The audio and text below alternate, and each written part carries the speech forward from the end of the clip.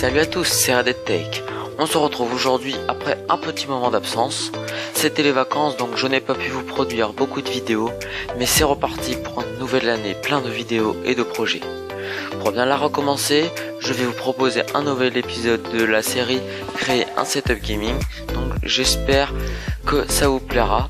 De plus, la dernière vidéo Setup Fight a eu beaucoup de succès, donc je vous en remercie d'avoir aimé cette série et continuez à m'envoyer vos setups, ça me fait très plaisir.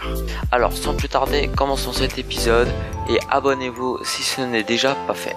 Cet épisode sera composé de deux parties, les casques standards, donc avec micro et stéréo, et aussi un casque 7.1 qui aura donc un son 360 et qui sera plus destiné à ceux qui jouent à des jeux. Donc restez jusqu'à la fin, car je vous présenterai aussi un produit que l'on m'a envoyé. Donc sans plus tarder, commençons. Le premier casque sera le Turtle Beach Recon 50X, un casque aux alentours de 30 € qui est assez abordable. Ce casque sera un bon choix pour les gens voulant jouer sur console ou PC tout en parlant à leurs amis, car il est équipé d'un microphone. C'est un micro d'une qualité standard fourni avec une bonnette pour éviter les pops. Un point fort de celui-ci est qu'il est amovible. Le son du casque est acceptable pour le prix, même si on ne pourra pas vraiment distinguer tous les sons dans un jeu, savoir à quelle distance viennent les bruits. L'aspect du casque lui reste simple et en plastique avec des finitions rouges sur l'arceau et les oreillettes. Il sera fourni avec sa télécommande fixe et un câble jack pouvant donc contrôler le son et désactiver le micro. Les oreillettes seront en simili cuir et non amovibles. Le casque sera compatible PS4, PC, Xbox One et même Wii U. Voilà pour ce casque assez entrée de gamme. Passons maintenant au HyperX Cloud 2. Ce casque gamer assez connu de la communauté valait le coup d'être présenté au cas où vous ne l'auriez pas encore vu. Il a un design très simple mais joli qui peut plaire à plus d'un. Un de ses gros points forts est sa solidité, car elle est principalement constituée d'aluminium et de simili-cuir, ce qui donne aussi un sentiment de qualité supérieure à la normale. Ses oreillettes, elles par exemple, seront en simili-cuir. Sa grande nouveauté par rapport à son grand frère est l'ajout du 7.1. Il pourra être contrôlé grâce à la télécommande. Son micro, étant vraiment de bonne qualité, pourra être facilement utilisé pour faire des vidéos. De plus, il est amovible et a un filtre anti-pop intégré dans le micro. Voilà pour ce casque milieu de gamme respirant la qualité et la solidité.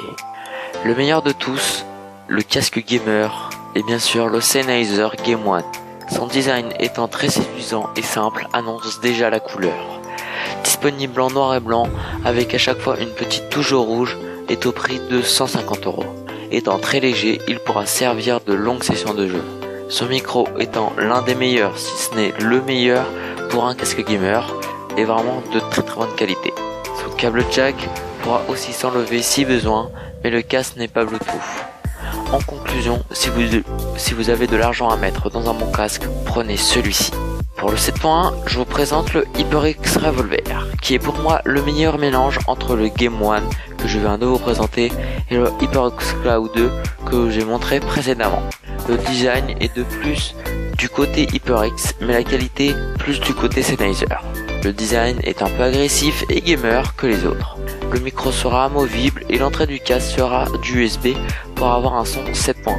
En parlant du 7.1, l'émulation Dolby Surround est vraiment convaincante. Pas vraiment autre chose à dire à propos de celui-ci. Et maintenant, parlons du produit envoyé par la marque Powerhood. C'est donc une batterie externe de 20 000 mAh.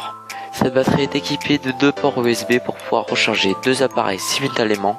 Dans la boîte sera fourni un câble Lightning pour les iPhones et un câble micro USB pour tous les appareils Android. La batterie pourra tenir facilement 2 jours. Le petit point négatif est l'indicateur de batterie restant qui n'est pas vraiment fiable.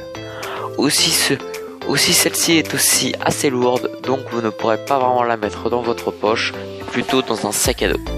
La batterie sera disponible en 3 coloris et proposée à un prix de 30 €.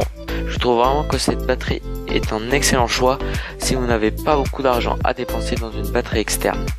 En plus, vraiment, l'ayant essayé pendant plusieurs mois, je suis vraiment très satisfait.